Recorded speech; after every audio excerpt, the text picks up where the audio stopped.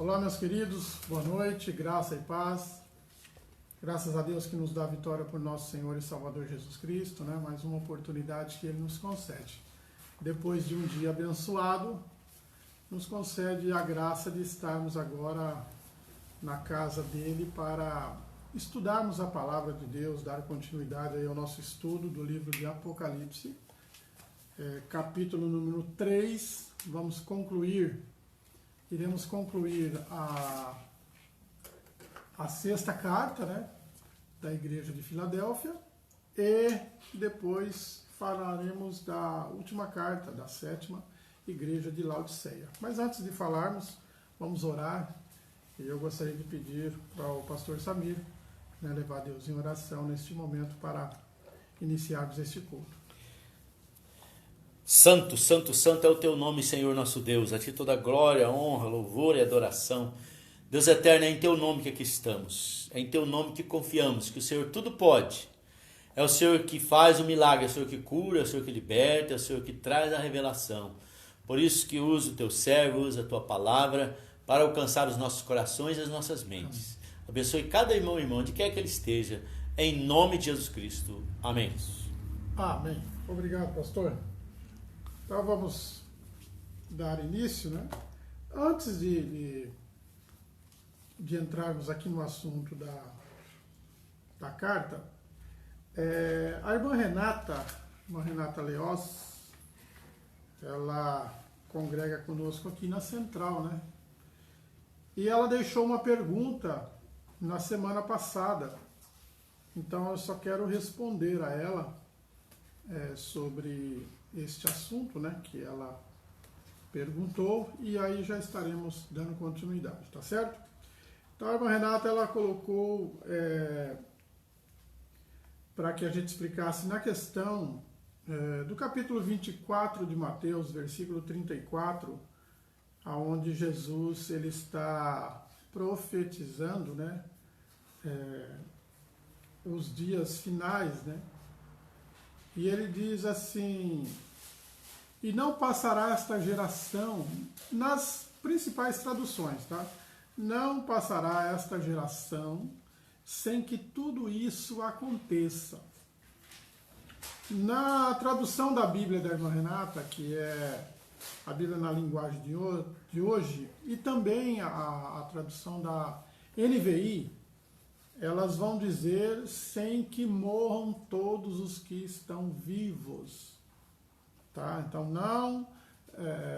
não vai deixar de acontecer todas essas coisas que Jesus está falando no capítulo 24, antes que todos os vivos morram. E foi essa a questão que ela colocou, né? O que a Bíblia quer dizer, o que Jesus está querendo dizer com isso. E então nós vamos aqui explicar um pouco. Então tá, falando no sentido geral da geração,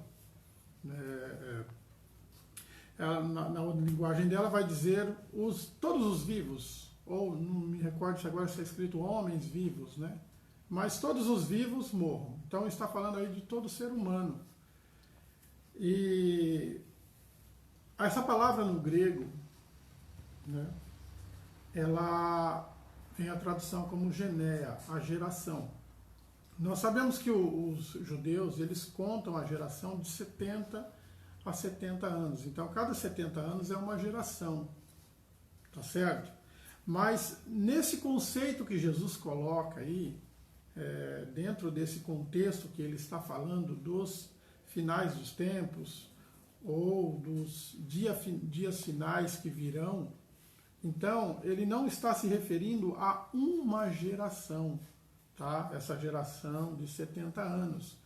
Mas leva-nos a entender que é no sentido de todo ser humano. Por isso que a tradução da linguagem de hoje e a NVI, ela vai dizer, né, que todos os vivos morram, ou seja, que morra toda a raça humana. Né? Então, será que vai morrer toda a raça humana?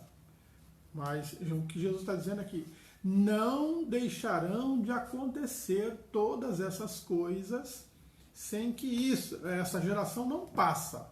Então ele está querendo dizer o seguinte, olha, não vai acontecer de ser exterminado todos os seres humanos, sem que essas coisas aconteçam.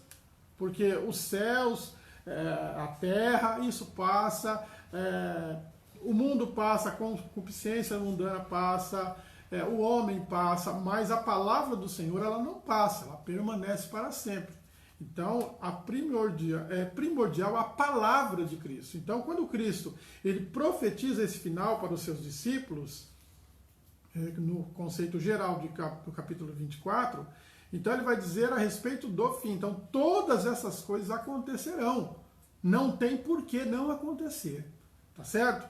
Aí entra uma outra questão, que já vai na linhagem lá dos milenistas, pós-milenistas, amilenistas, e a gente não vai falar nisso agora, mas só para responder a questão que a Renata colocou, então a resposta é essa.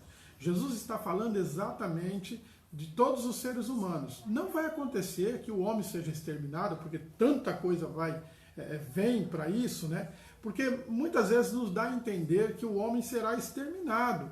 Mas veja bem, a Bíblia ela vai dizer que a igreja ela é arrebatada.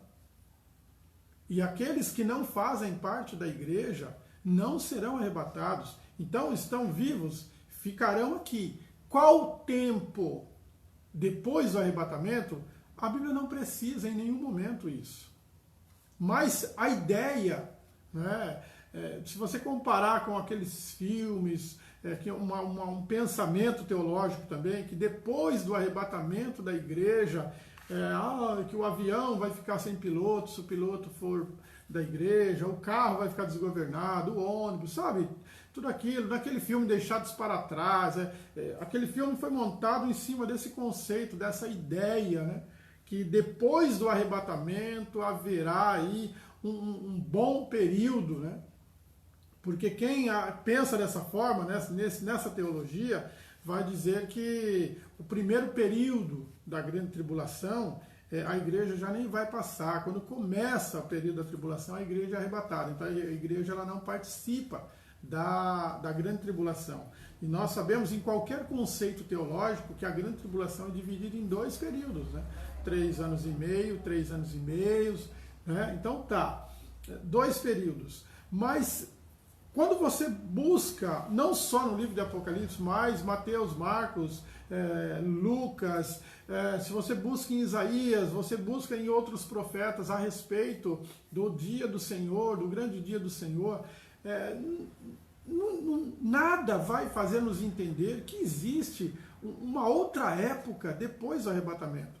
Mas sim a ideia de que será bem acelerado, não se prepara, não se sabe quanto tempo, mas é rápido, porque logo em seguida já vem o dia do juízo final. Você entendeu? Já vem o juízo final. Então a implantação, porque por isso que a questão do número da besta, a questão dos falsos profetas, nós não vamos, irmão, nós já estamos passando isso, nós já estamos vivendo isso. E Paulo, ele deixa bem claro, né, na segunda carta aos Tessalonicenses, que ele diz, já o espírito do anticristo opera. Aí, ok, uma vez falaram para mim dessa forma, olha, mas é o espírito do anticristo, não é o anticristo. Então o anticristo é só no período da grande tribulação. Ok, mas aí vamos lá, eu vou buscar aqui em questão física, de um homem em vida física, e eu não encontro. Você entendeu? Então, quando no livro do Apocalipse ele fala sobre a besta, o anticristo, o falso profeta não vem do mundo, o falso profeta está dentro da igreja. Quantas igrejas hoje que não ensinam tudo o que é errado? Coisas erradas. Principalmente em questão da teologia da prosperidade. Vamos pegar isso aí, que é algo que mexe com todo mundo, que mexe com o povo, chama a atenção do povo, porque todo mundo quer viver bem. Ninguém quer viver uma vida miserável, uma vida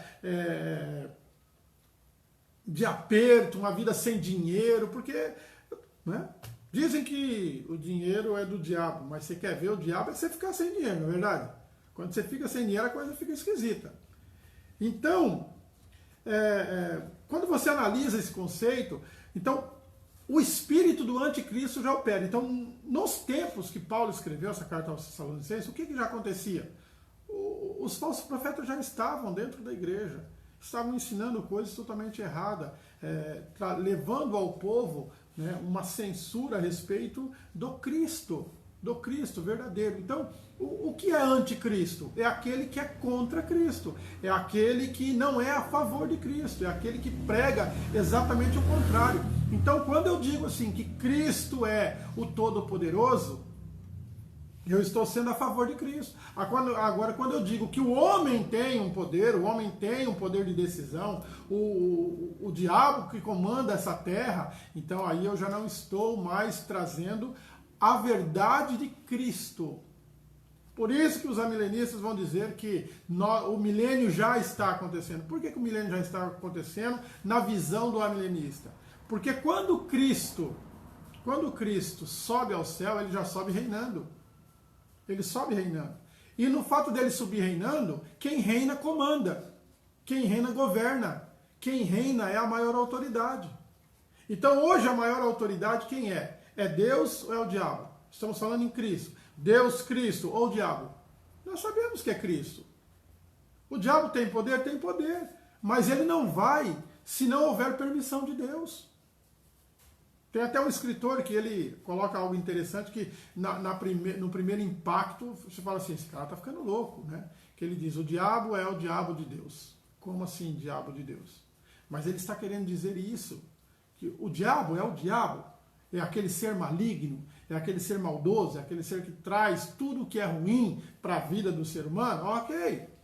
Só que ele não faz nada se não houver permissão de Deus. Você entende? Por quê? Porque todo poder está na mão de Cristo. Jesus falou, todo poder é me dado nos céus e na terra e debaixo da terra. Jesus tem o poder sobre os demônios, Jesus tem o poder sobre o inferno, Jesus tem o poder sobre Satanás, Jesus tem o poder sobre a morte. Nada tem mais poder que Jesus. Então quem está no comando? É Jesus. Você entendeu? Então é por isso que ele escreve dessa forma, né? Ele fala, o diabo é o diabo de Deus, porque ele não pode fazer nada além da permissão de Deus. O poder dele não transpassa o poder de Deus de forma nenhuma. Nunca transpassou e jamais transpassará, não é? Então essa é a questão, tá bom? Então nesse sentido, então muitas vezes a pessoa pensa, tudo vai acabar, né? O que se declara hoje no mundo aí, o mundo vai acabar em fogo. Não, o mundo não vai acabar em fogo. Não é essa concepção bíblica que tem. Então haverá o arrebatamento da igreja, não é? Retira-se os justos, retira-se a igreja do meio da injustiça. E aí o que sobra? A injustiça, irmão. Só que eu não encontro, quando eu vejo nessa situação, quando nós colocamos desta forma que a Bíblia relata, não existe um tempo pós, né? Um tempo pós, onde aí vai conseguir, as pessoas vão conseguir se converter. Como? Se hoje você está no tempo da graça, se hoje o Espírito Santo te leva a adorar a Cristo, o camarada não quer a Cristo, ele não quer reconhecer Cristo como Senhor, ele não quer servir a Cristo, depois, nas suas condições físicas, ele vai alcançar a salvação? De maneira nenhuma, porque aí nós teremos que tirar aquele verso do livro de Salmo. Que se não for por Deus, a salvação ela não vem pelo homem, não vem pelo recurso humano, porque todos os recursos humanos se esgotariam antes do homem conquistar a salvação. Por quê? Porque ele não consegue justiça. O homem não consegue justiça. Mas vai haver uma guilhotina. Ok, aonde é que está relatada essa guilhotina?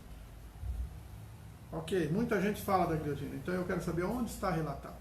Quando nós procuramos, nós não encontramos a guilhotina. Vai ter que entregar a sua vida na guilhotina. Isso foi lá no passado, quando eles perseguiram, não é? Eu não me recordo agora, então não vou falar o nome para não dizer errado, mas posso trazer na quarta que vem. Um dos apóstolos ele foi decapitado. E leva-se a entender, na maneira onde ele foi decapitado, que foi dessa forma, não é? Lá eles tinham aquela madeira, onde tinha um encaixe que era do pescoço, outros 2 encaixes que colocava-se o pulso, não é? Descia outra madeira, então ficava aqui a madeira, né? E a pessoa nessa situação aqui, e aí descia uma guilhotina, ou era a espada mesmo, e cortava o pescoço, e a cabeça ia para baixo, tá? Então, decapitado, assim como foi João Batista, não é? Como foi João Batista. Então, um dos apóstolos, ele morreu dessa forma. Mas você não encontra isso no pós-arrebatamento da igreja. Ah, mas tem as testemunhas. Então, vamos classificar, a gente vai falar disso mais tarde, mas vamos classificar em que situação? Como que nós vamos garantir que haverá um período? Haverá um período tão grande, porque imagina, se a igreja está com Cristo, ela está reinando com Cristo, por que vai ficar aqui? Deus vai ficar agora derramando ódio, derramando juízo, derramando as pragas. Você acha que para derramar as pragas, para derramar todo o juízo de condenação de Deus sobre aqueles que não têm o nome escrito no livro da vida, você acha que isso vai longe? De forma nenhuma. Porque quando você pensa dessa forma, aí você vai conseguir conjugar no seu pensamento o quê? Que haverá um extermínio da raça humana. E não é isso que a Bíblia vai dizer. Ela vai dizer sobre mortes, muitos mortos, todos morrem, mas a questão é, nós estamos falando do quê? Depois do pós-arrebatamento da igreja?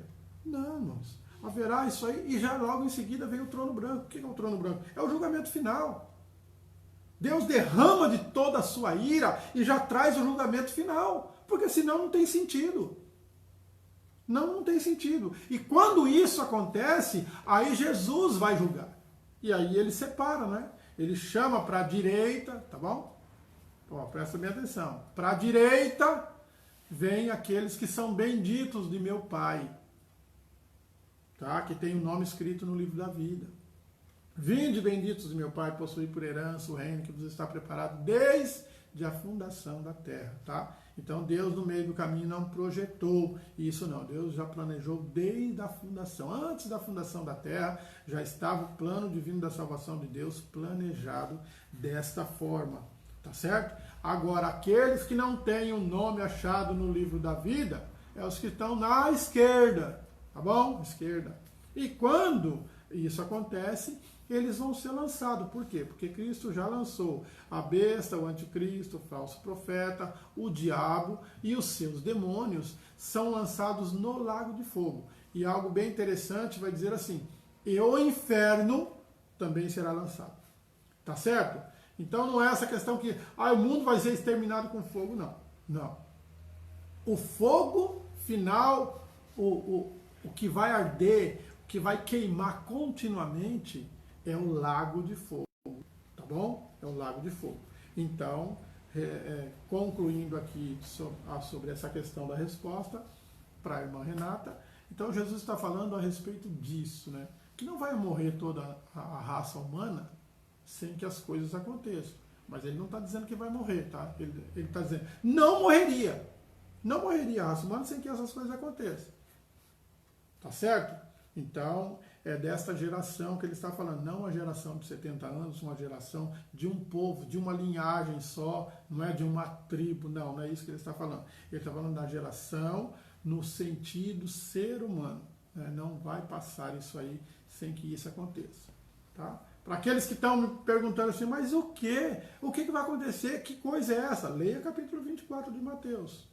Capítulo 24 de Mateus, ele está falando sobre as coisas que antecederão o arrebatamento da igreja e o finais dos tempos. O final, o juízo final.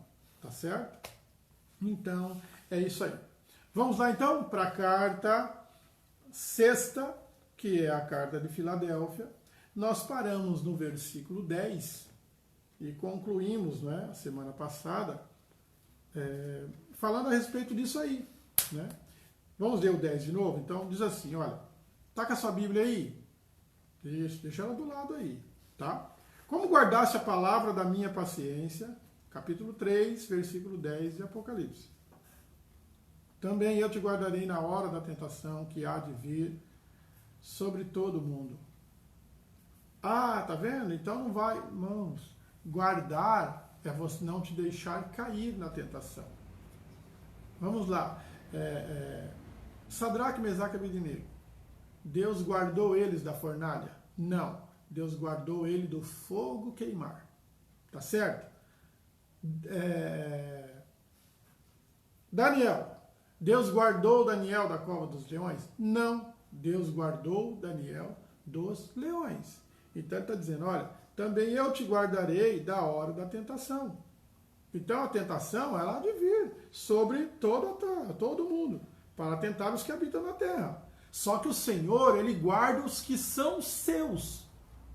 Tá? Os que são seus. Novamente, a intenção do texto, no conceito ou no contexto, é que Deus escolhe os seus e os capacita.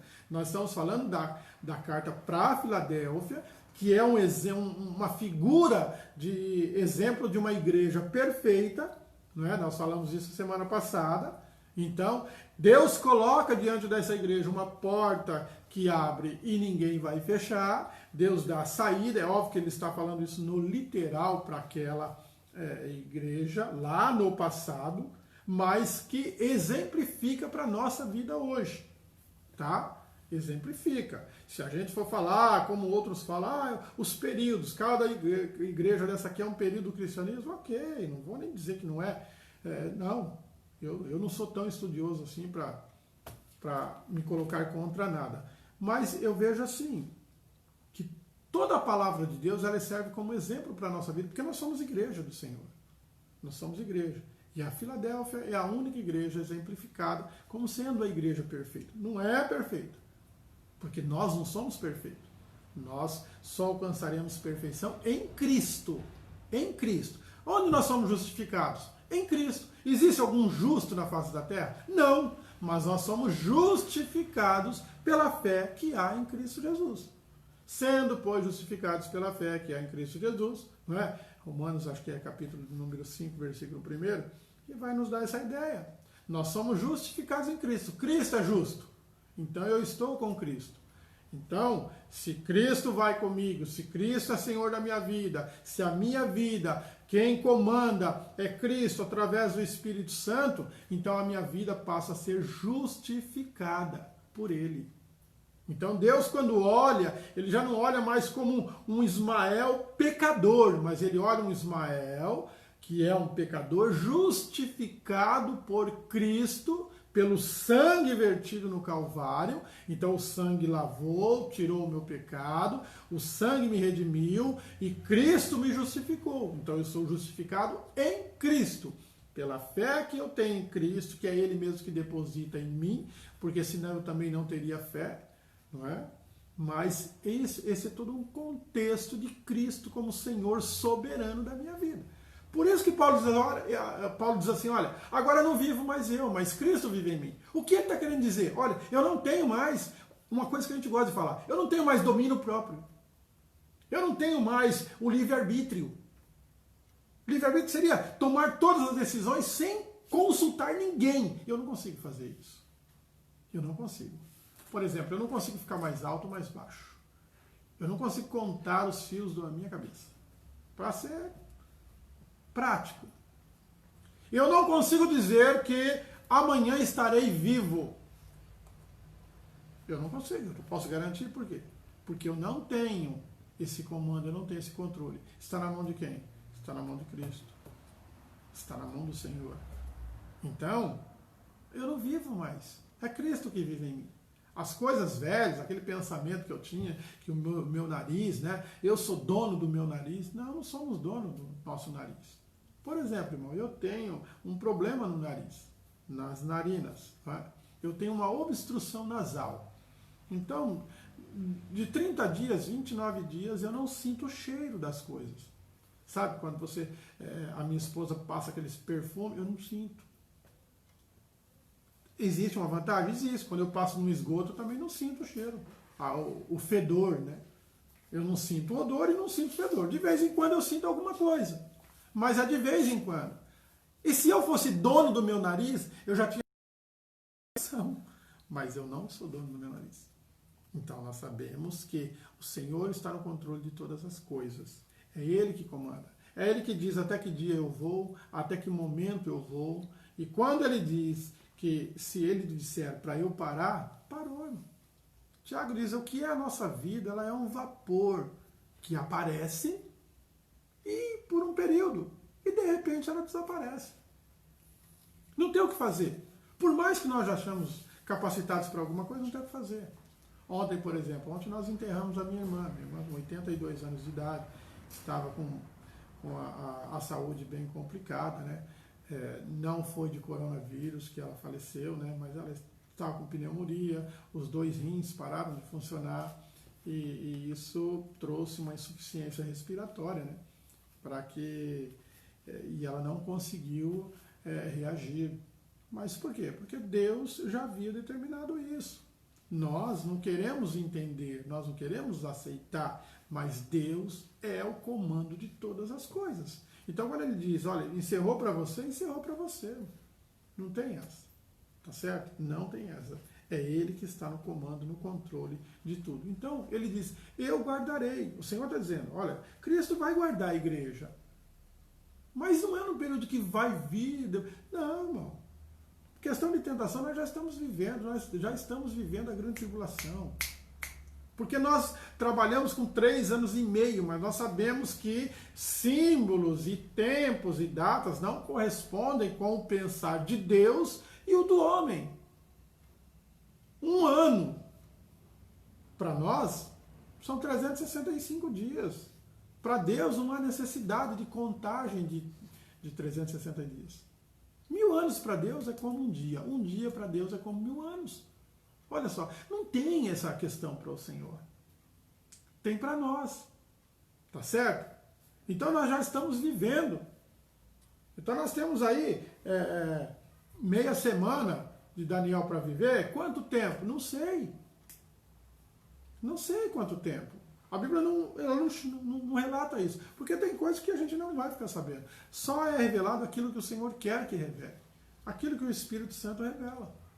Senão não tem revelação, irmão. Sabe?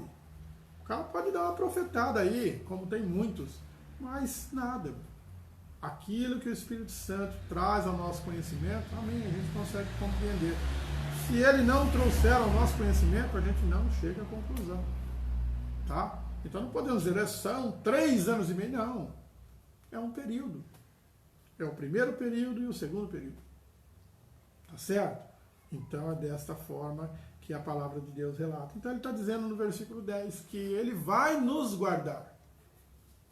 Vai nos guardar. Lembra da questão da paciência? Algumas pessoas vêm para falar assim, ai Senhor, me dá a paciência. Aí ele vai orar, Senhor, dá paciência, ó Deus. Eu preciso para suportar esse marido, suportar essa esposa, esses filhos, esse trabalho, não é? Pede paciência. O que acontece? Cada dia ele está mais atribulado. Aí ele chega à conclusão, parece que Deus não está me ouvindo. Não, exatamente, Deus está te ouvindo. Porque aquele que pede, como é que você testa a paciência de alguém? É perturbando aquela pessoa. Então, a paciência, você tem que ser atribulado.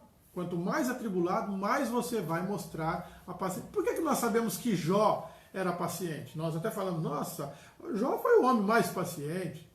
Por quê? Porque Jó, olha só, as coisas começaram a acontecer, não é? Roubaram os bois, os camelos, roubaram mais as ovelhas, e aí depois disso ainda vem os filhos todos reunidos numa casa, comemorando uma festa, cai o telhado, mata todos eles, e Jó foi testado na sua paciência, e nós falamos, a paciência de Jó. Mas para você ter a paciência de Jó, você precisa passar por tudo que Jó passou. Eu não quero. Eu tenho 2 filhos só, não quero passar por essa situação. Então, quando nós pedimos, e a Bíblia vai dizer, né, pedes e não recebes porque pede mal. Às vezes a gente fica pedindo as coisas para o Senhor que é para a gente gastar no nosso dia a dia. Ah, Senhor, me dá um salário abençoado. porque eu quero almoçar no restaurante do shopping todo dia, eu quero jantar na porteira do Rio Grande, eu quero comprar um carro bom. Então ele está dizendo, você está pedindo para gastar nos deleites carnais. Ninguém fala assim, Senhor, abençoa o meu salário para que ele aumente, para que eu aumente o dízimo. Eu nunca ouvi alguém orar dessa forma. Senhor, olha, eu gostaria que o Senhor triplicasse meu salário, e eu vou ofertar, eu vou levar a oferta alçada, eu vou ajudar... Não, ninguém ora assim. Ninguém ora assim. Aí a Bíblia vai dizer, você pede e não recebe, por quê? Você pede para gastar nos seus deleites. Nas coisas que você come agora e amanhã você tem que colocar fora.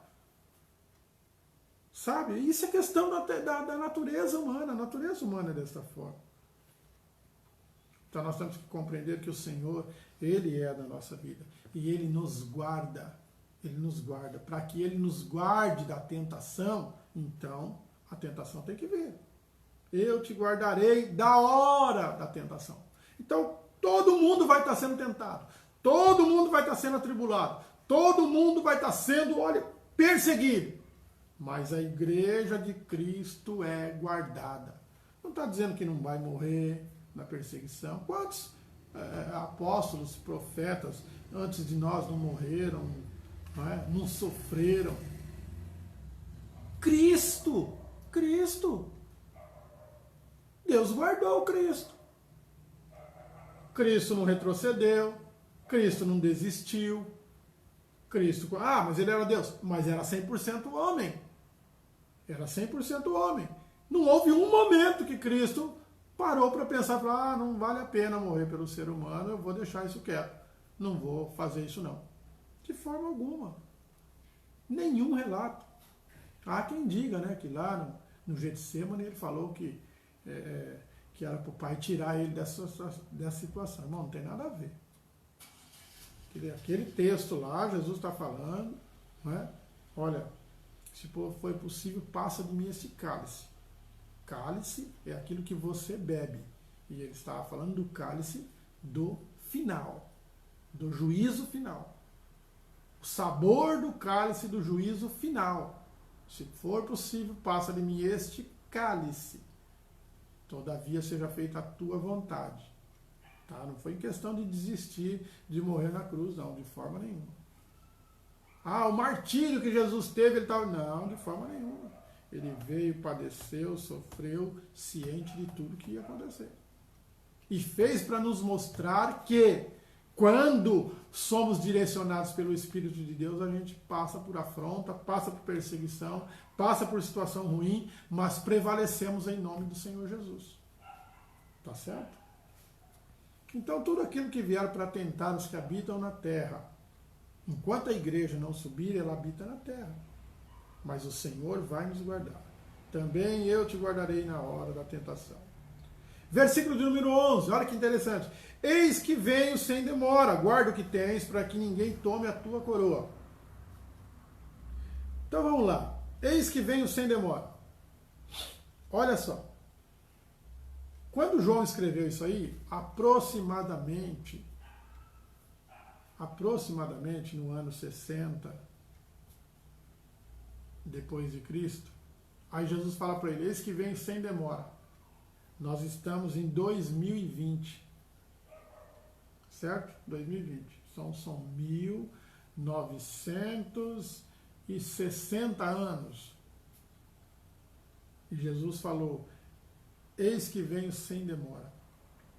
Consegue compreender o tempo de Cristo, o tempo de Deus, o tempo da divindade? Não é o mesmo nosso. Para nós, 1960 anos é muito tempo.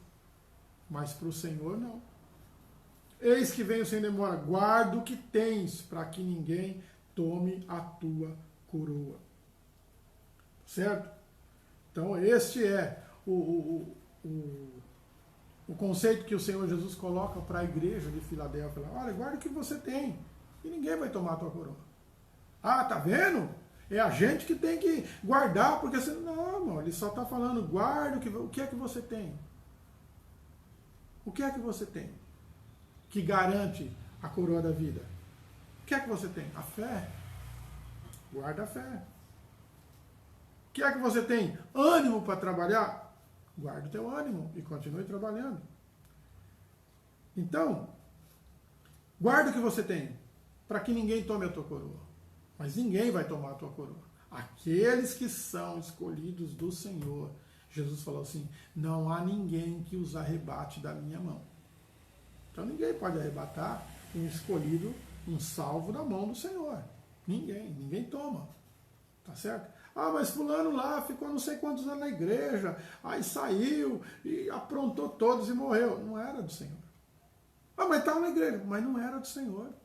Jesus já avisou a gente. Olha, pessoal, vai ter um pessoal lá no fundo, lá no final, né? Quando eu estiver separando as ovelhas e os bodes, eles vão falar que são ovelhas. Eles vão chegar e falar assim, ah, mas peraí, Jesus, você está esquecendo de mim. No teu nome eu profetizei, cantei, preguei, pastoreei, liderei grupo de louvor, grupo de jovens, fui músico na igreja, fui reverendo, fui bispo, fui tudo isso, fui profeta. Jesus fala, apartai-vos de mim que não vos conheço, vós que praticais a iniquidade. Mas vai ficar melhor esse texto aí na próxima igreja, na próxima carta. Tá certo? Então olha só, esse é o conselho para quem vencer, versículo de número 12. A quem vencer, eu farei coluna no templo do meu Deus, e dele nunca sairá. Escreverei sobre ele o nome do meu Deus, e o nome da cidade do meu Deus, a nova Jerusalém, que desce do céu do meu Deus, e também o meu novo nome. Olha que interessante, Cristo diz que terá um novo nome. Mas pode ser que ele não está falando isso no sentido literal. Nomes. Porque lá ele será o nosso Deus e nós seremos os seus filhos. Além de ser os servos de Deus, seremos os filhos de Deus. Tá? Então, irmão, não importa qual nome será. Mas ele está dizendo aqui, ó, eu farei coluna. Ou seja, nós finalmente entenderemos que a base do templo de Deus é a igreja. Porque hoje a gente não entende. A gente falta nos cultos, falta nas reuniões. As pessoas se perdem por qualquer coisa. Às vezes um filme, um jogo de futebol, né? Um programa. Ah, vai ter o programa do Ratinho. Ah, tem o Faustão, e não sei o quê. Eu tenho minha família, eu tenho isso, eu tenho aquilo outro. E às vezes deixamos de fazer a obra de Deus. E aqui ele está falando, né? Aquele que vencer eu farei coluna. Agora, aqui ele está falando simplesmente do povo que é eleito pelo Senhor. A quem vencer? E nós em Cristo Jesus somos mais do que vencedores. Em Cristo Jesus. Então aquele que é escolhido, aquele que é separado, aquele que é eleito do Senhor, acabou, irmão. Ele será a coluna no templo. Né? No templo do meu Deus. Nunca sairá. Não é que haverá um templo, um tabernáculo, como nós temos o nosso templo hoje. Não, é só para a gente entender que nós estaremos na presença do Senhor para todo sempre. Para todo sempre. Então a gente quer conceituar o céu com aquilo que vivemos aqui. Ah, será que no céu eu vou ter um Corolla, um Civic, um Camaro? Como que vai ser? Será que no céu vai ter semáforo? Porque é tanto... Não, irmãos. Esse é o conceito humano. Nada disso. Nada disso. Lá no céu não vai ter shopping para a gente comprar novas roupas. Não. Então tudo isso é conceito humano que não vai para o céu. Que não vai para o céu. Essas coisas não vão. Porque imagina, uma roupa, ela suja, ela rasga, ela se deteriora. Você acha que no céu tem lixão? Você acha que vai ter caminhão de lixo lá? Não, de forma nenhuma. Então esse é o conceito. Eu estou dizendo nessas palavras para que você entenda bem. Tá? Que no céu, e não é praticamente no céu, não é no céu. Porque a Bíblia vai dizer que a Nova Jerusalém, ela desce do céu como esposa ataviada. Capítulo 21 e 22, que a gente vai chegar lá. Então, a gente conceitua muito o céu. Ah, que eu vou para o céu, vou ficar no céu, e a eternidade no céu. Não, não teremos eternidade no céu. A igreja será arrebatada. A igreja será arrebatada. Ok. Agora procura para onde vai a igreja arrebatada. Ela vai para o tribunal de Cristo. Procura lá, vê se está escrito o céu e tal. Tá certo? Mas a gente vê isso aí mais para frente. Ok? Versículo de número 13, ele novamente reprisa o que fala para as outras igrejas. Quem tem ouvidos, ouça o que o Espírito diz às igrejas. É o Espírito de Deus. Cristo, através do Espírito de Deus, fala à igreja.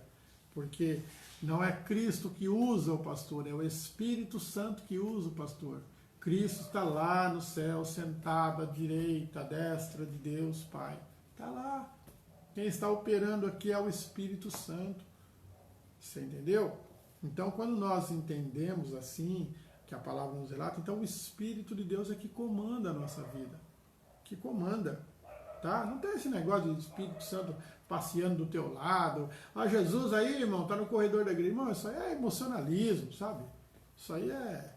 Porque a gente tem a tendência, né, de tem um espírito aqui do meu lado. Não, tem essas coisas não. Tá? Não tem nada disso. O Espírito Santo de Deus habita naqueles que são de Deus, aqueles que são de Cristo, aqueles que são chamados pelo decreto do Senhor. Mas ele não fica passeando, não. Ele não fica andando para lá e para cá. Não. Quem faz isso era o diabo. Era o diabo. Que nem ele passeia mais. Tá certo? Vamos lá então. Então, se você tiver alguma pergunta a respeito de Filadélfia, concluímos aqui. Pode lançar aí que a gente depois responde, tá? Porque eu não tenho acesso ao que vocês escrevem aí. Tá bom? Eu vou ver isso depois que a gente conclui o estudo e a gente responde semana que vem. Versículo de número 14. Aí vai falar da última igreja, a 7ª carta à igreja de Laodiceia. Versículo 14 diz: E ao anjo da igreja que está em Laodiceia, escreve: Isto diz o Amém, a testemunha fiel e verdadeira, o princípio da criação de Deus. Então, quem está dizendo, olha que interessante da forma que Jesus se coloca para a igreja de Laodiceia, né? Ele diz que é o Amém, que é o assim seja, que é o que confirma. Ele é a testemunha fiel e verdadeira, testemunha do Evangelho, testemunha de Deus para com o homem. E o princípio da criação de Deus. Princípio da criação de Deus. João, no capítulo 1, vai dizer, né? No princípio era o Verbo, e o Verbo era Deus, e o Verbo estava com Deus. Está falando de Jesus. O Verbo é o quê? O Verbo é palavra. A palavra é quem? Cristo. Eu sou o caminho, a verdade e a vida. Ninguém veio ao Pai a não ser por mim.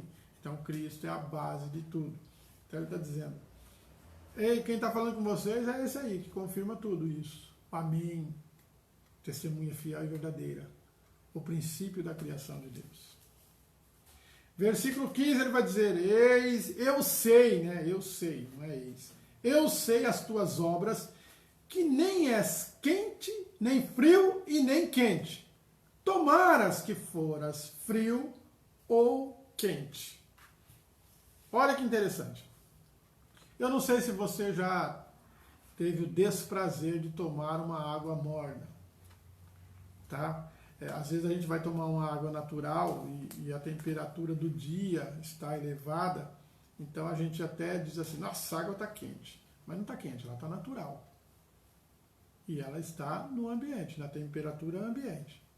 Tem a água fresca, quando você vai numa mina, quando você vai num rio, né, de água cristalina. Então, aquela água ela tem o frescor, né, da natureza. Geralmente, as bicas, as minas, elas não nascem em lugar aberto, mas sempre tem uma vegetação que está protegendo ela. e isso faz com que ela tenha o seu frescor, né? Isso faz com que ela esteja em uma temperatura abaixo até que na parte onde o sol está batendo, porque a temperatura vai estar elevada. Então, mesmo num dia quente, quando você chega numa mina, então você vai ter uma água fresca. E tem a água gelada que a gente pega e coloca na geladeira. Não é isso? Tá, então se você já teve o desprazer de tomar uma água morna, você pega e liga o fogo e aquece um pouquinho aquela água. E aí você toma. Irmãos, é horrível. Além de ser ruim você tomar, ela vai provocar vômito. Uma pessoa, quando ela está com muita ânsia, né, náuseas, então, se ela não tem um remédio, um medicamento para tomar, para cortar aquilo, toma água morna. Vai vomitar tudo aquilo que não presta, aquilo que está lhe fazendo mal, que está trazendo esse mal-estar no seu organismo, vai colocar para fora. Então a água morna, ela provoca o quê? Vômito. E é isso que a palavra diz. Versículo de número 16. Assim, porque és morno e não és frio nem quente, vomitar-te-ei da minha boca. Óbvio que Deus não faz isso, Ele está usando essa linguagem. Cristo usa essa linguagem para a gente entender. Para a gente entender que uma pessoa que é morna não presta para nada, não serve para nada. Um crente morno, ele só serve para provocar vômito. Essa igreja aqui, a igreja de Laodiceia, é uma igreja que ela foi uma das sedes do cristianismo, né? Ali na região de Lídia, existe até umas menções, né? No capítulo 2, capítulo 4 de Colossenses, Paulo faz umas menções sobre essa igreja aqui, e outras também, né? Mas ele menciona lá a igreja de Laodiceia. E era uma igreja que ela tinha um conceito de igreja rica, sabe? As pessoas que conviviam naquela igreja não eram pessoas miseráveis, como o caso de outras igrejas que nós vimos, mas era uma igreja que tinha pessoas ali abastadas, financeiramente falando, pessoas de posses. Né? Então era uma igreja que era bem cuidada, era uma igreja que tinha, vamos falar na nossa linguagem de hoje, vai, uma igreja que tinha ar-condicionado, que tinha uns bancos com assento almofadado, uma igreja que tinha um equipamento de som muito bom, uma igreja que tinha os seus tapetes, sabe, seus ornamentos, tudo de primeira qualidade. Então, essa era a situação da igreja de Laodiceia. Só que Jesus ele vem sempre e traz a cobrança no sentido espiritual, porque ele está se direcionando à igreja, que deveria ser a igreja de Cristo. Quando nós falamos igreja de Cristo, ainda não é tão pesaroso, mas quando eu digo a noiva de Cristo não é qualquer uma. A noiva de Cristo não se porta de qualquer jeito. A noiva de Cristo, ela não anda de qualquer forma. A igreja de Cristo não usa qualquer vestimenta. Ela não anda descalça. Ela não anda descabelada. Ela não anda suja. Mas a Bíblia diz que a igreja de Cristo ela é santa, pura e imaculada. Porque ele está dizendo no sentido noiva. O que é santo é aquele que é separado das coisas mundanas.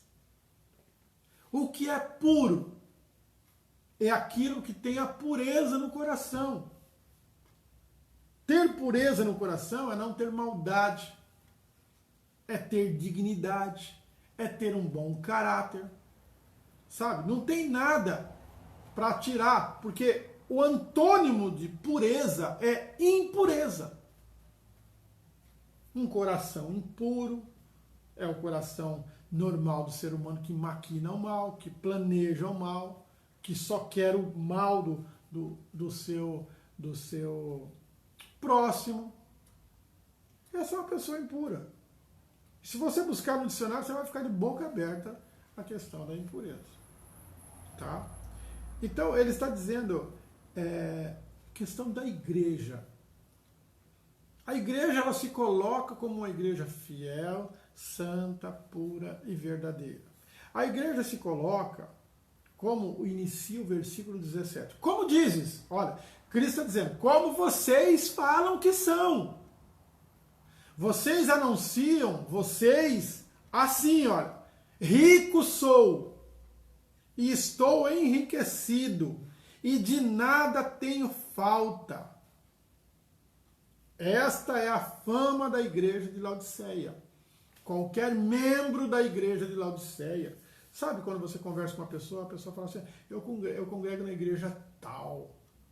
Ah, essa igreja é uma bênção. Essa igreja tem isso, essa igreja tem aquilo. A gente não tem falta de nada lá tem tudo, tal. Tudo no sentido material. Agora, no sentido espiritual, aí abre o parênteses e diz assim, e não sabes que és um. Agora, olha só, olha a qualificação que Cristo dá para a igreja de Laodiceia.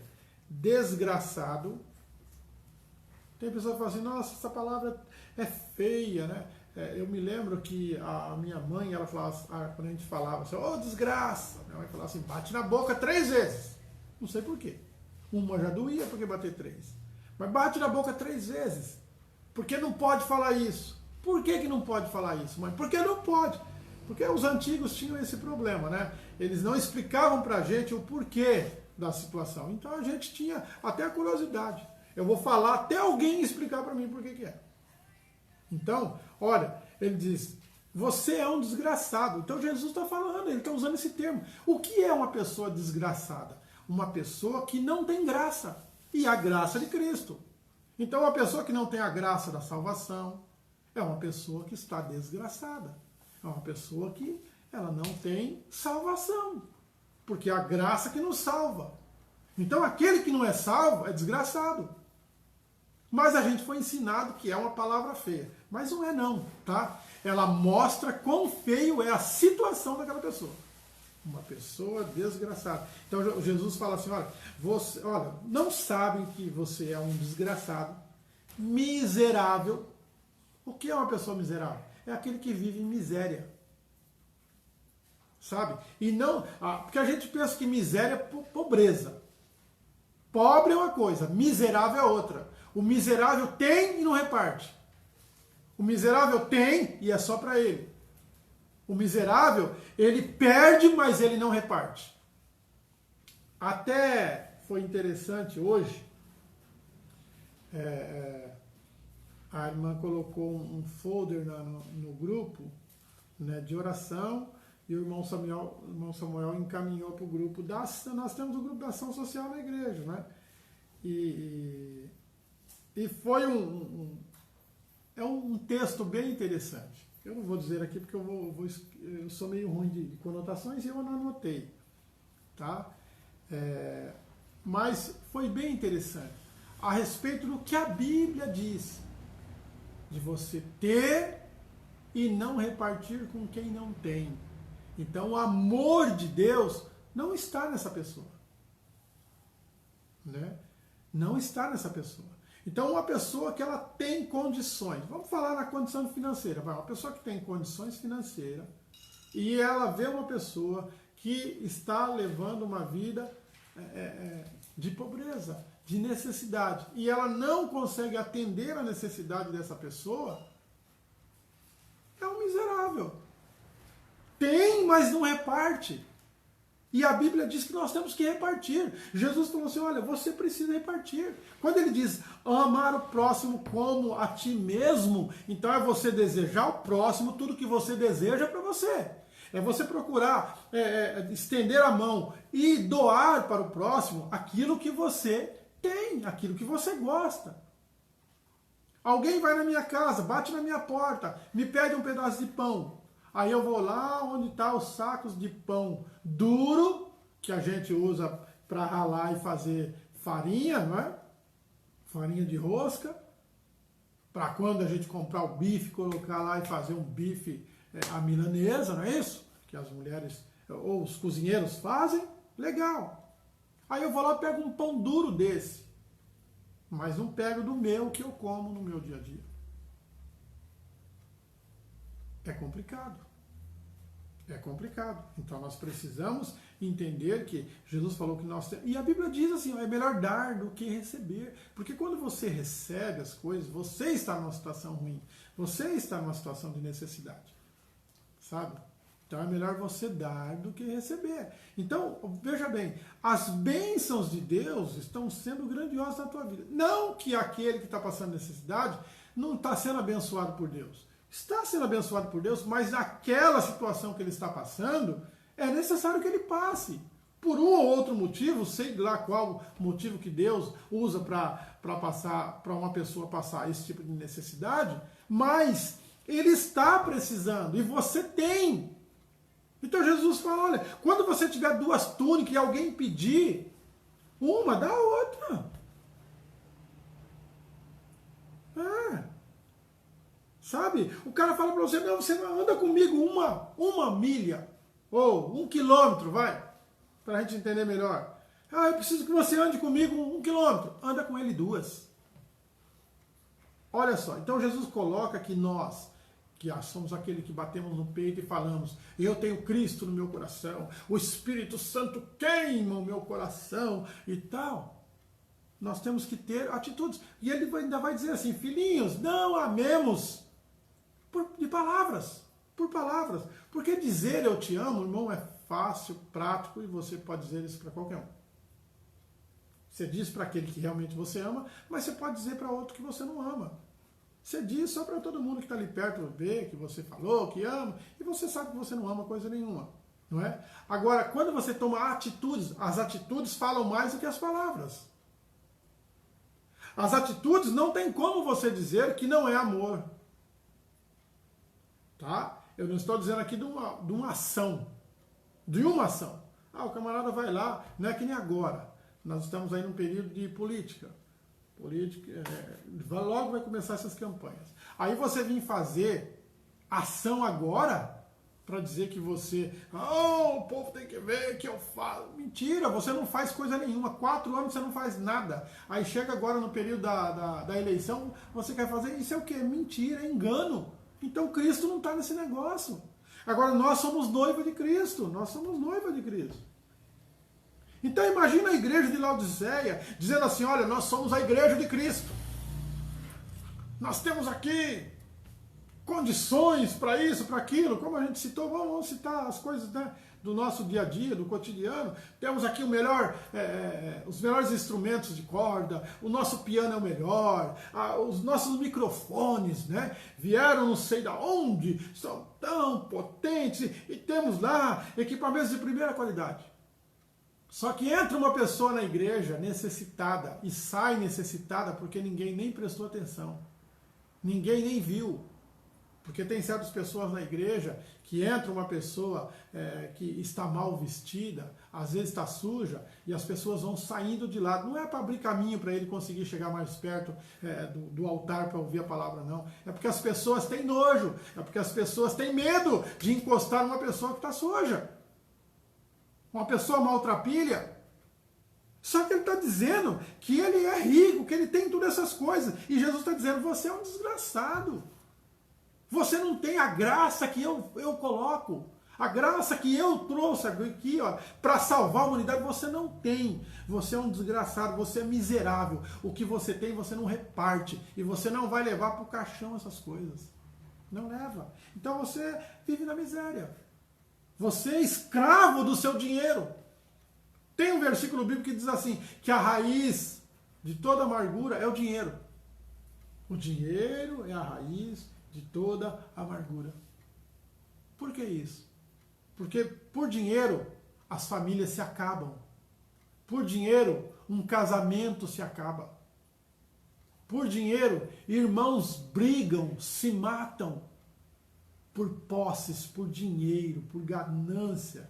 Então, a raiz, se você criar no teu coração a raiz sobre dinheiro, irmão, você vai perecer. Sabe? E outro versículo vai dizer que aquele que ama o dinheiro nunca se farta dele. Nunca se farta dele. Então não adianta ter muita coisa e não repartir. E é interessante para nós aqui, os metodistas, né? John Wesley diz assim, olha, que Deus agracie a tua vida e te dê condições para que você trabalhe muito, para que você ganhe muito, para que você conquista muito e você reparta muito.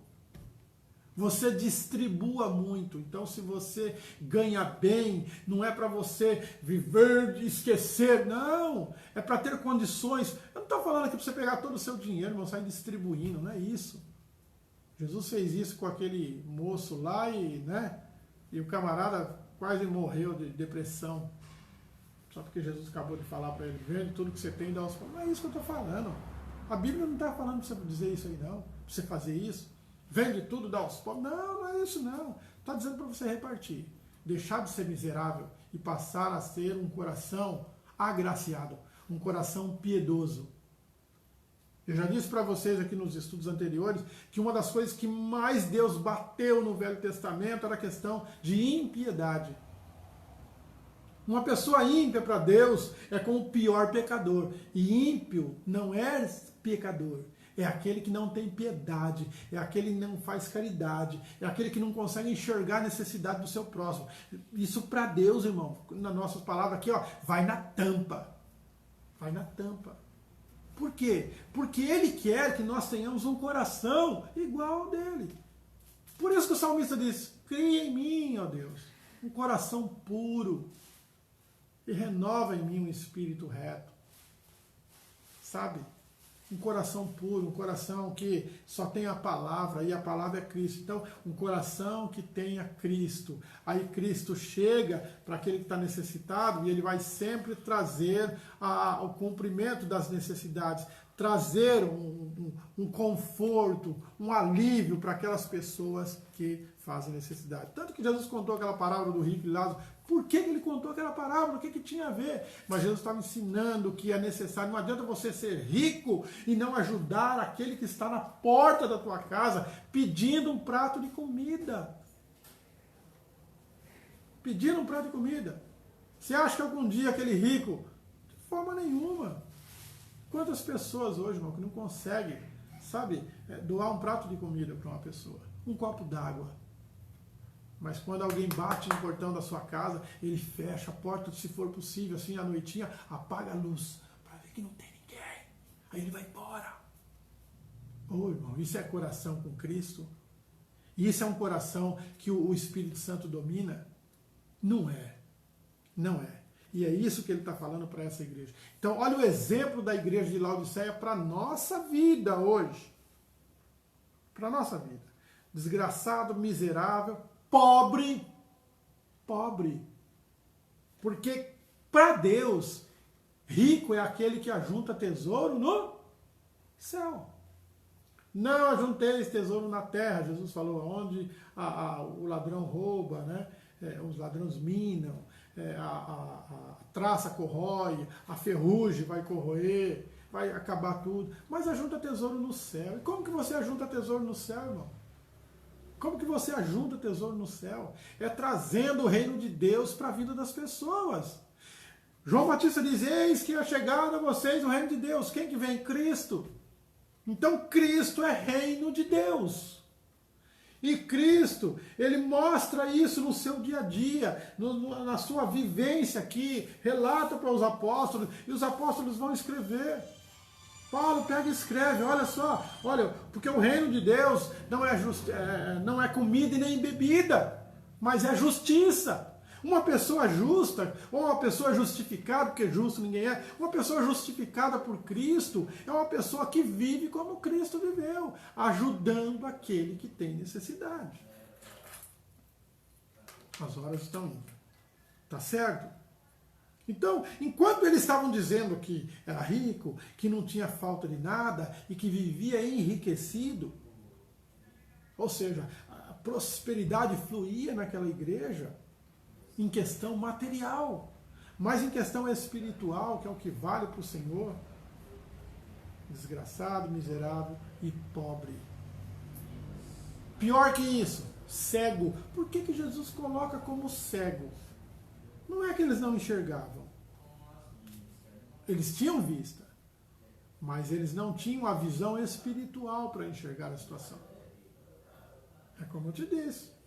Quantas pessoas que nós, vamos falar nós, porque aí eu vou me incluir, porque a gente fica só falando dos outros, né? Então, vamos por mim, vai.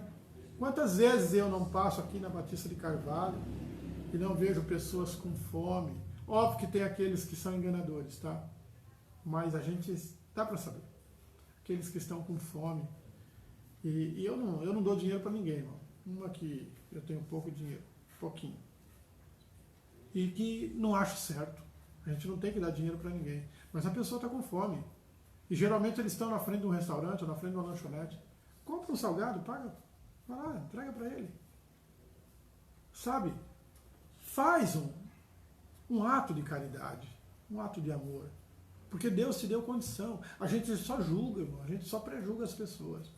Tá aí porque, no mínimo, não honrou pai e mãe, vive em pecado, né?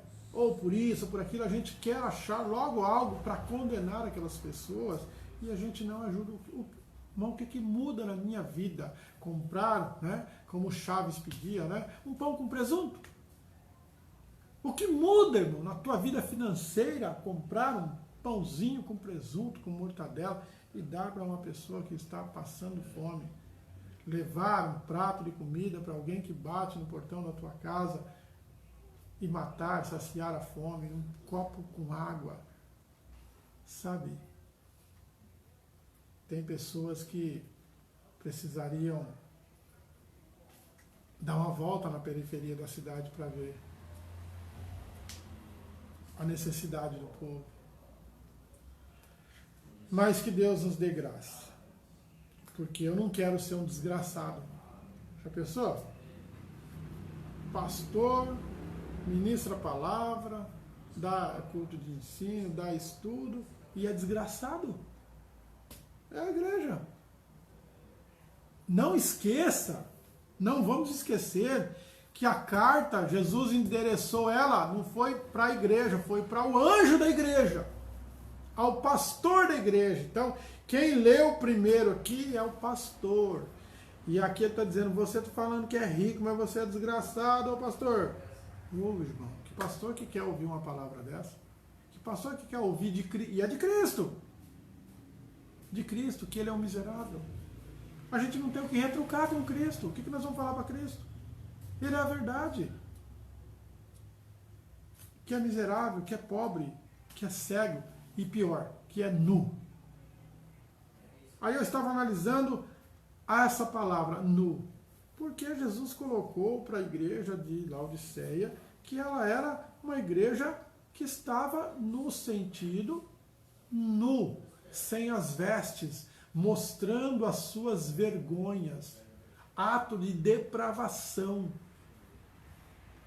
Se você andar na rua pelado, nu, você vai ser preso e vai ser colocado como é que é? Puxa, esqueci o nome. É desacato. Esqueci o nome agora, irmãos. Puxa, eu estava lembrando até agora há pouco. Atentado ao pudor. Atentado ao pudor. Se você for andar na rua e a polícia pegar você nu. Agora vamos falar, uma igreja que está nu. Uma igreja que não tem vestes. Então as vergonhas estão à mostras. Então o que Cristo está falando para essa igreja aqui, está falando assim, vocês pensam que vocês são, mas vocês não são. E todos estão vendo a vergonha. Porque é uma vergonha, fala a verdade, é uma vergonha a pessoa dizer que serve a Cristo e não tem um coração bondoso, um coração piedoso. um coração para fazer caridade. E por isso que eu me lembrei dessa questão que foi colocada no grupo hoje, a respeito dessa palavra, das pessoas terem e não ajudar. Sabe? Ninguém está falando para você acabar com a tua fortuna. Irmão, mas você tem condição de ajudar, você sabe disso. Você sabe disso. E você não ajuda as pessoas. Nós vivemos essa pandemia, irmão, tantas pessoas perderam o emprego, ficaram sem trabalhar. Isso gerou um conflito muito grande. Claro que aparecem os oportunistas por meio, mas existem muitas famílias que estão necessitadas, precisando de uma caixa de leite para os seus filhos, sabe? E o que é uma caixa de leite? 12 litros de leite. Graças a Deus que tem irmãos aqui na nossa igreja que é envolvido nisso, né? Então sempre que a gente pede leite, aparece logo um punhado de caixa.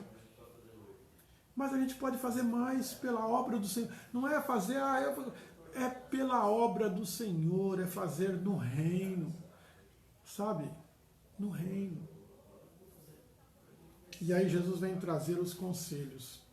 Como falta 15 para as 9, e a gente não vai chegar até as 9, tá?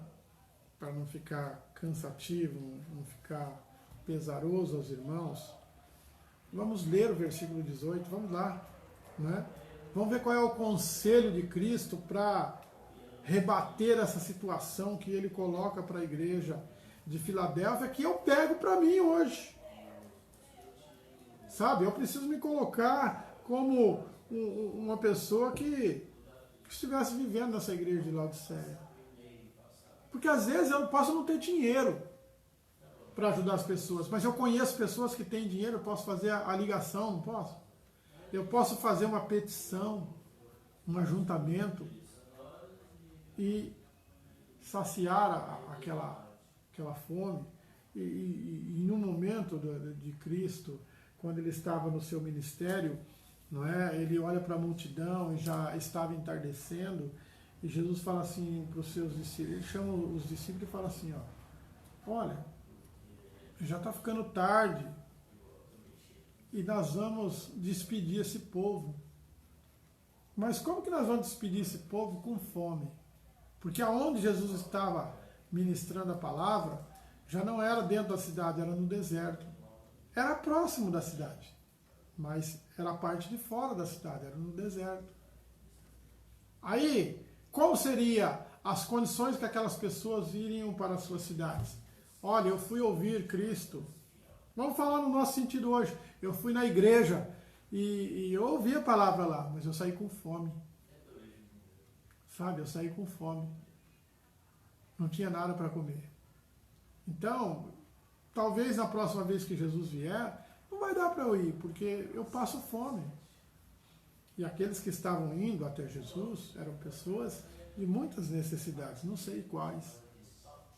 Mas na primeira multiplicação dos pães, aí um dos discípulos fala assim, Senhor, mas é tarde, se a gente for na cidade comprar, e quanto vamos precisar de dinheiro para comprar comida para todo esse povo? Jesus fala assim, olha, não vamos poder dispensar eles com fome. E aí um outro, né, viu que um garoto, um jovenzinho, tinha lá uns pães e uns peixes, e ele pega e traz isso e diz assim, olha Jesus, tem esse rapaz aqui que ele tem isso aqui, 5 pães e 2 peixinhos. O que dá para fazer? E isso que eu quero te dizer, que o pouco com Deus é muito. Quando aquele pouquinho que você acha, eu não posso ajudar as pessoas porque eu ganho pouco. Eu não posso dizimar porque eu ganho pouco. Eu não posso ofertar porque eu ganho pouco. Irmão, pouco com Deus é muito. Quando você prioriza o reino de Deus, a obra de Deus, então há prosperidade em sua vida. O Senhor faz prosperar aquilo que é pouco. O que é muito não precisa de prosperidade. O que é pouco. Lembra da viúva, o azeite da viúva? O que você tem na sua casa? Eu não tenho nada. Eu tenho um azeite. E tem uma vasilha lá com um pouquinho de azeite. É o suficiente para o milagre acontecer.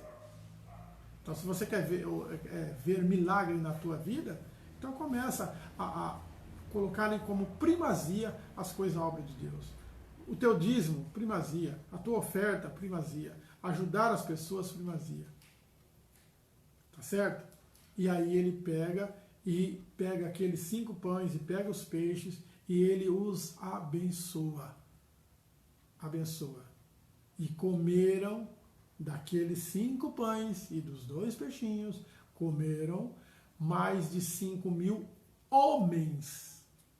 Porque naquela época não contava as mulheres, contava os homens. Mas se a gente fizer uma proporção hoje, assim, não hoje, né? Porque hoje é 95% das mulheres. Mas geralmente tem mais mulheres e crianças do que homens. Então se tinha assim, irmão, eu num cálculo básico aqui, ó, 13.000 pessoas para se alimentar de 5 pães e 2 peixinhos. Mas a questão é Cristo. Quem é que está no teu barco? É Cristo. Quem é o Senhor da igreja? É Cristo. Quem é o Senhor da tua vida? É Cristo. Então deixa Ele trabalhar. Deixa o Espírito Santo fluir a palavra de Cristo na tua vida. E se nós agirmos assim, aí nós vamos entender esse conselho. Aconselho-te que de mim compres ouro provado no fogo. Tá certo? Por que ele diz ouro provado no fogo? Porque o ouro, tem ouro falso aí, tem ouro misturado, tem ouro adulterado. Tá? Então ele diz, ouro provado no fogo. Ele está dizendo, você tem que comprar de mim um ouro puro. Venha a mim e adquira de mim a pureza. Tá certo? Quem compra ouro de Cristo, quem compra ouro, é aquele que vai se tornar rico, porque ele não está falando do ouro matéria. Do ouro matéria. Ele está falando do ouro, que é as riquezas do céu. Para a gente entender. Porque Deus, Cristo, céu. Tá certo? Então vamos lá. As riquezas do céu. Não ajunteis tesouro na terra, mas ajuntai tesouros no céu. Compra ouro de Cristo é o que? Adquirir o que Cristo tem nos céus. A riqueza dos céus. Quando nós adquirimos a riqueza no céu, aí sim nós vamos passar a ser ricos. Então, o que é a maior riqueza do céu? A maior glória do céu? Cristo. Então não adianta, tudo é Cristo. Então esse ouro aqui, ele está falando, olha, adquira eu na tua vida. Coloque eu como Senhor supremo na tua vida. Então aí nós entendemos que Cristo é Senhor. Tá certo? Mas nós vamos parar por aqui e continuamos, se Deus assim permitir, na quarta-feira que vem, a partir do versículo 18, né, a gente vai concluir a etapa das cartas. E depois vamos entrar aí em outras etapas, né? O capítulo 4 fala da visão do trono da majestade divina, os 24 anciãos, os 4 animais, tá? E aí a gente vai conseguir entender bem na questão da linguagem do livro de Apocalipse, porque ele é simbólico, não é? Porque senão só tem bicho lá no céu. Até Cristo, né? É leão, é cordeiro, mas é bicho. E não é assim, tá bom? É só para a gente conseguir entender, né? Ele é o leão é o rei da selva aqui para nós, né? É aquele que pode, aquele que ruge alto. Então, o Senhor Jesus Cristo é isso que ele é na nossa vida. Tá certo, meu querido? Então, alguma dúvida, alguma sugestão, alguma coisa, você pode colocar aí, que a gente vai depois ler e te responder na medida do possível, e tenho certeza que Deus estará trabalhando grandemente ao nosso coração. Quero te lembrar que amanhã temos, né, o estudo bíblico aqui, pastor Samir continua ministrando no livro de Atos, e está muito interessante o livro de Atos, que é o início da igreja.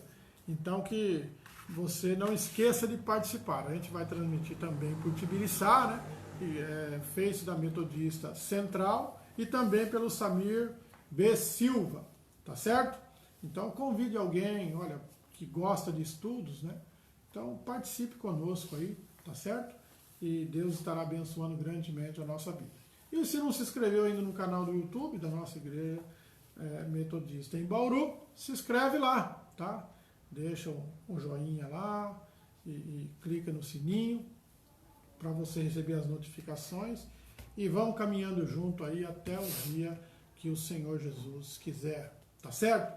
Então, que Deus abençoe a tua vida, que Deus abençoe, nos dê uma noite abençoada, na verdade. Ele não vai abençoar a noite, Ele vai abençoar a nossa vida com uma noite maravilhosa, né? E amanhã prontos, se Ele assim permitir, para trabalhar de novo e à noite estarmos reunidos, tá certo? E eu te aguardo em Tibiriçá, quarta-feira que vem, para continuarmos com esse estudo. Quero novamente pedir ao nosso pastor Samir que faça a oração para encerrarmos este culto, e mais uma vez que Deus te abençoe. Obrigado por estar conosco.